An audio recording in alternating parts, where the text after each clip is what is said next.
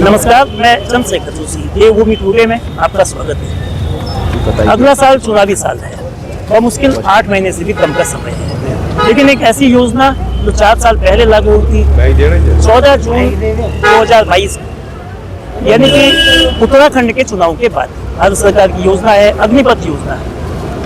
तीनों सेनाएं जो है, थल सेना, नौसेना और वायुसेना के जवानों के लिए एक शॉर्ट टर्म स्कीम थी। 4 साल की सेवा थी और उस सेवा को लेकर उस वक्त भी बवाल मचा था, विरोध हुआ था, तमाम तरह के आरोप लगे थे। चूंकि अगला साल चुनावी साल है तो राजनीतिक दल इस योजना को लेकर एक बार फिर सड़कों पर है। कांग्रेस पार्टी, उत्तराखंड की मुख्य विपक्षी दल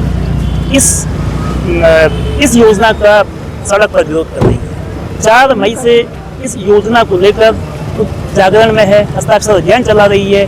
कांग्रेस के सैन्य प्रकोष्ठ के रिटायर्ड कर्नल, जो कांग्रेस के सैन्य प्रकोष्ठ के अध्यक्ष हैं, रिटायर्ड कर्नल रामरतन नेगी, इस यात्रा की अगुवाई है। यात्रा क्यों 4 साल बाद हो रही है? इन 4 सालों में कांग्रेस का स्टैंड क्या रहा? कांग्रेस ने उस मुखरता से विरोध क्यों नहीं किया? इन बातों को नेगी साहब से जानते हैं। नेगी साहब, आप लोगों का जो कांग्रेस पार्टी अग्निपथ योजना का विरोध कर रही है, अग्निवीर का, तो इस योजना का जो रिएक्शन था 2022 में योजना लागू हुई जून के महीने में, लगभग 47 महीने हो गए हैं, और इसका जो रिएक्शन है सड़क पर बहुत देर से आप लोगों की ओर से आ रहा है, ऐसा क्यों? मेरा इसमें ये कहना है कि जो 2022 में अग्निपथ योजना के तहत जो अग्निवीर भर्ती की गई थी, इसके बारे में उसी समय इंडियन नेशनल कांग्रेस ने और हमारे माननीय राहुल गांधी जी ने बता दिया था कि ये हमारे देश के हित में ये योजना नहीं है, ये योजना ख़त्म हो जानी चाहिए।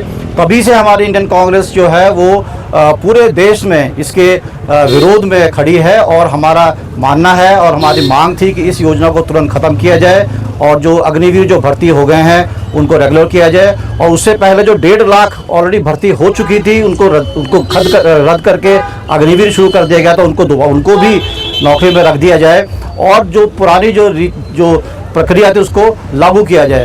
तभी से हम लोग इस मुहिम पे लगे हुए हैं। और जहाँ तक उत्तराखंड का सवाल है, उत्तराखंड क्योंकि आपको मालूम है कि सैन्य बाहुल्य राज्य है, और हमारा सैन्य बाहुल्य राज्य होने के नाते हमारी अर्थव्यवस्था काफ़ी तौर पर सैन्य के ऊपर निर्भर करती है। इसीलिए हम ये जो मुहिम चलाई है हमने, ये पूरे प्रदेश व्यापी हम यात्रा कर रहे हैं। ये सिर्फ हम यहाँ चंपावत में आज नहीं आए हैं, पिछले हम 8 महीनों से 9 महीनों से हम ये प्रदेश व्यापी अभियान चला रहे हैं। इसी तरीके से सभी चेयरमैन जो पूर्व सैन्य विभाग के पूरे देश में अपने अपने राज्यों में ये मुहिम चला रहे हैं, और हम इस माध्यम से अपने कार्यकर्ताओं को, अपने जिला को और अपने जनमानस को, और आप सोशल मीडिया के माध्यम से हम इस बात को प्रदेशवासियों को, देशवासियों को बताना चाहते हैं कि ये जो योजना है ये सिर्फ भर्ती योजना नहीं है, ये युवाओं के भविष्य के लिए बहुत बड़ा खतरा है। रोजगार ख़त्म कर दिए गए हैं, रोजगार को रोक दिया गया है।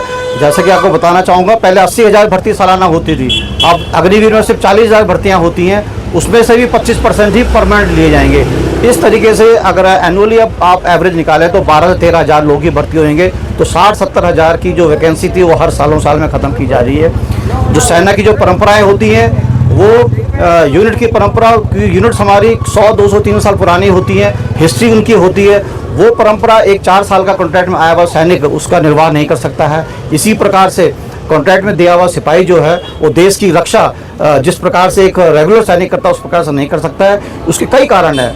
एक तो उसकी ट्रेनिंग पूरी तरीके से नहीं हो रही है। 6 महीने की ट्रेनिंग के बाद उसको सैनिक बना दिया जाता है, जबकि रेगुलर फौजी 1.5 साल ट्रेनिंग करता है, उसके बाद सालों साल वो ट्रेनिंग करता रहता है। मानसिक तौर से गुजरता है वो, क्योंकि इस यूनिट के अंदर 2 तरीके के फौजी तैयार हो गए, एक अग्निवीर फौजी, एक रेगुलर फौजी। दोनों की कार्यशैली में फ़र्क है, दोनों की जो काम दिए जाते उसमें फ़र्क है। मनोवैज्ञानिक तौर पे वो परेशान रहता है। इसी प्रकार वो 25% में आने के लिए परेशान रहता है। इसी प्रकार उसका घर का प्रेशर बहुत रहता है। इन्हीं कारणों से वो एक जो हार्डकोर फौजी होता है, जो देश की सेवा में अपना जान न्यौछावर करने के लिए तैयार किया जाता है, उस तरीके से नहीं है। तो हमारा ये मानना है कि जो आजकल जैसे कि हमारा सारे बॉर्डर्स इतने सेंसिटिव हो गए हैं। पाकिस्तान और चाइना जहाँ तक कि अपने मजबूती से फ़ौज को तैयार कर रहा है, स्थायी फ़ौज बना रहा है। हमारी केंद्र सरकार ने बिना फ़ौज के रिकमेंडेशन के इसको सेना के ऊपर थोप दिया गया है और हमारे जो आज की जो सैन्य शक्ति को कमज़ोर किया जा रहा है और देश की सुरक्षा के लिए बहुत बड़ा खतरा है ये।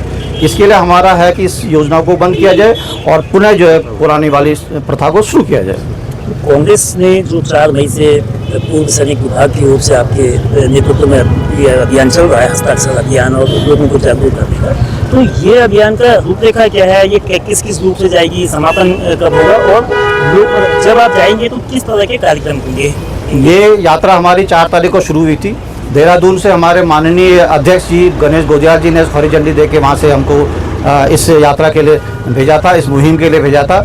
हम आज सवेरे कल हम खटीमा पहुँच गए थे। हमने खटीमा में प्रेस कॉन्फ्रेंस करी, जन संवाद किया। उसके बाद हम चंपावत में आए हैं और रास्ते में जितने भी हमको मार्केट बाज़ार मिलते हैं जहाँ पे हमको गोष्ठी हम कर सकते हैं, वहाँ पे हम गोष्ठियाँ करते हुए आ रहे हैं। पैम्पलेट के माध्यम से हम लोगों को उसको बांट रहे हैं ताकि इसके बारे में जानकारी दे सकें कि दोनों तरीके की रेगुलर फौज और अग्निवीर में क्या फ़र्क है, उसके बारे में जानकारी दे रहे हैं। मैं आपको बताना चाहूँगा कि इसका बहुत अच्छा समर्थन हमको पब्लिक से मिल रहा है, क्योंकि चाहे वो किसी पार्टी का हो, किसी भी क्षेत्र का हो, उसको कम से कम इस योजना के खिलाफ सब लोग हैं कि ये हमारे देश के हित में ये जो योजना है वो नहीं है। इसके बाद हम लोग आज रात को पिथौरागढ़ में स्टे करेंगे। कल हमारा पिथौरागढ़ का भ्रमण होएगा।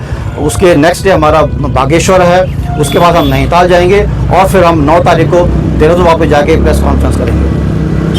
जो सैनिकों के मामले हैं, जो पूर्व सैनिकों के मामले हैं, वन रैंक वन पेंशन का प्रकरण था, वो काफ़ी 2014 से चला जोर शोर से। उसके लिए पूर्व सैनिकों ने आवाज़ उठाई और सरकार की ओर से, केंद्र सरकार की ओर से कहा जा रहा है कि ORO दी जा चुकी है।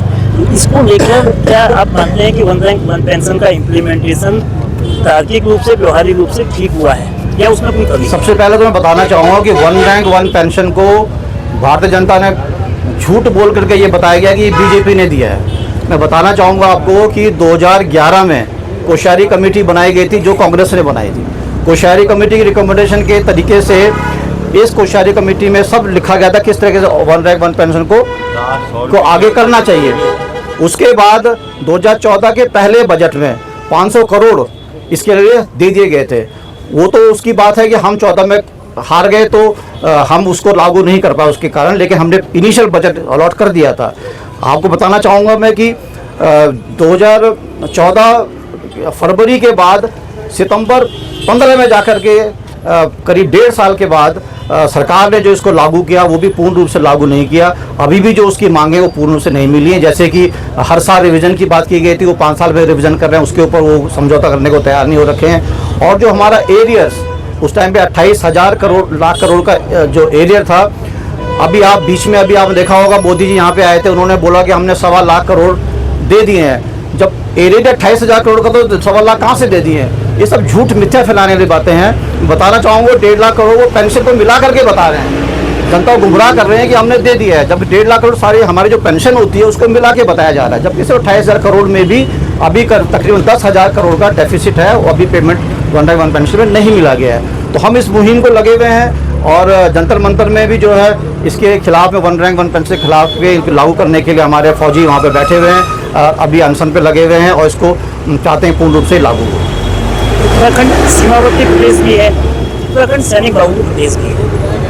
इस प्रदेश में 2 जनरल दोनों पार्टियों में रहे हैं। Major general retired Purnachand Khanduri ने प्रदेश में सरकार का नेतृत्व भी किया बीजेपी, और EPS रावत आपके वहाँ थे, बाद में तो जो टिकट देने की बात होती है जिस समय विधानसभा में 70 पूर्व सैनिकों का प्रतिनिधित्व उस रूप में नहीं होता है, या इसको लेकर के पार्टी को विचार कर रही है कि उनको भी कुछ एक प्रतिनिधित्व कम से कम टिकटों में दिया जाए? पार्टी इसके ऊपर विचार कर रही है और ये फैसला जो है हमारा PCC और AICC करेगा। अब मुझे पूरा यकीन है कि ना केवल फौजियों को, हर समुदाय को उनकी ज़रूरत के हिसाब से, उनकी काबिलियत के हिसाब से उनको टिकट का वितरण किया जाएगा। कांग्रेस ने 4 मई से जो अभियान शुरू किया देश की राजधानी देहरादून से, वो कादवा पहाड़ की ओर चल चुका है।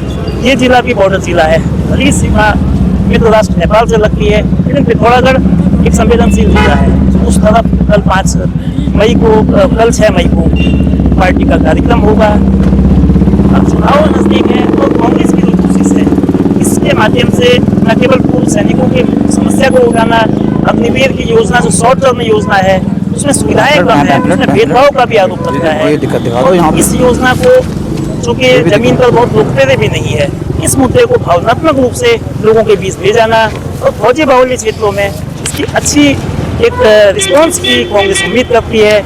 साथ ही जो चुनाव अगले साल होने हैं 2027 के विधानसभा के, उसमें भी जो पूर्व सैनिकों की समस्याओं को उठाकर उनको अपने पक्ष में करने की कांग्रेस की कोशिश कितना सफल होगी, कितना इन मुद्दों को हल करवा सकेगी, ये आने वाला समय बताएगा। कितने टिकट देगी और कितना प्रतिनिधित्व विधानसभा में पूर्व सैनिकों को मिलता है, ये चुनाव के नतीजों से पता चलेगा। बहुत बहुत धन्यवाद।